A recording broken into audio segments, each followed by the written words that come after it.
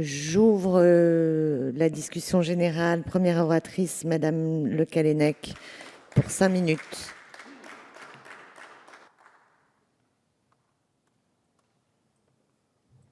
Merci Madame la Présidente. Madame la Ministre, Madame la Présidente de la Commission des Affaires sociales, Monsieur le rapporteur, chers collègues, nous avons étudié cette proposition de loi sur l'apprentissage la semaine dernière en Commission des Affaires sociales. Présentée par notre collègue Christian Estrosi, désormais président de la région PACA, elle vise à favoriser le développement régional de l'apprentissage.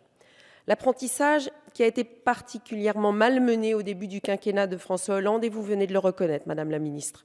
Suppression des primes, division du crédit d'impôt par 2, réforme du circuit de la taxe. Le résultat fut sans appel dans toutes les régions. Les entrées en apprentissage ont reculé de près de 11% ces 2 dernières années. Tant mieux si les entrées en apprentissage remontent, mais quel temps perdu. Alors notre groupe, les Républicains, n'a eu de cesse de dénoncer votre choix du tout emploi aidé au détriment de l'apprentissage. Le président de la République a fini par annoncer plusieurs plans de relance, la création de nouvelles primes, mais plus restrictives, l'aide TPE apprentis ou les mesures d'assouplissement du plan pour l'emploi. Malheureusement, les liquidations judiciaires se sont entre-temps multipliées sur le territoire, notamment chez les artisans, principaux employeurs d'apprentis. La mauvaise conjoncture est donc la première raison pour laquelle, d'après une enquête Ipsos d'il y a seulement quelques mois, 7 entreprises sur 10 n'envisagent plus d'embaucher d'apprentis. C'est en agriculture, et pour cause, dans le commerce et les très petites entreprises, que les intentions d'embauche sont les plus faibles. Et pourtant, les formations en apprentissage, dont le taux d'insertion est en moyenne de 70%, sont un très bon moyen de faciliter l'insertion professionnelle des jeunes, de tester leur motivation et de les former aux besoins des entreprises. Et puis les entreprises nous signalent de nombreux freins. La réglementation inadaptée, les contraintes administratives trop lourdes, les aides en temps de scie, l'organisation du calendrier des formations parfois inadéquate avec le rythme de l'entreprise. Je vous donne acte d'avoir pris des décrets pour en effet essayer d'améliorer les choses, mais tout n'est pas réglé, Madame la Ministre. Pour atteindre l'objectif de 500 000 jeunes en apprentissage en 2017, il va donc falloir que le gouvernement accepte de lever tous ces obstacles.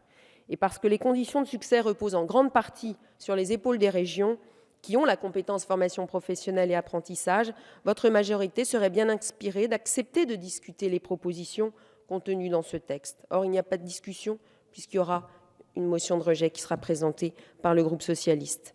Je pense à l'idée de faciliter le lien entre apprentis et entreprises, afin de susciter une véritable mobilisation à l'échelle des territoires.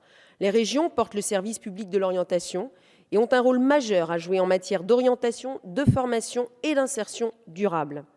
Je pense au transfert de la compétence lycée professionnel à la région. Vous venez de nous en parler, vous n'y êtes pas favorable. Pour nous, ça permettrait d'aller au bout de la logique de décentralisation de l'apprentissage renforcée par la loi du 5 mars 2014. Cela favoriserait la synergie plutôt que les doublons ou la concurrence stérile entre CFA et lycée professionnel, sans compter la question des statuts des enseignants qui interviennent en CFA et en lycée professionnel. Là aussi, je pense qu'il faudra faire des propositions, Madame la Ministre. S'agissant de la possibilité de conclure un contrat d'apprentissage dès 14 ans, même sous statut scolaire, j'avoue ne y être pas personnellement favorable. Car je crains un manque de maturité des jeunes de cet âge et donc une difficulté pour les maîtres d'apprentis. En revanche, je continue à penser que le collège unique est en partie responsable de l'échec scolaire et qu'encore trop de jeunes sont orientés vers la voie professionnelle par défaut. C'est pourquoi toutes les initiatives locales qui valorisent les métiers et les font découvrir aux jeunes doivent être encouragées. Je pense en particulier à l'association L'Outil en main, portée par d'anciens hommes de métier ou femmes de métier qui transmettent leur savoir-faire à des jeunes de 9 à 14 ans. Mais je pense aussi à l'éducation nationale, à condition que la découverte des métiers reste une priorité. Quand je constate que la réforme du collège de la ministre de l'Éducation a supprimé les DP3 et DP6, les heures de découverte professionnelle, pour les remplacer par une option facultative, il est permis d'en douter.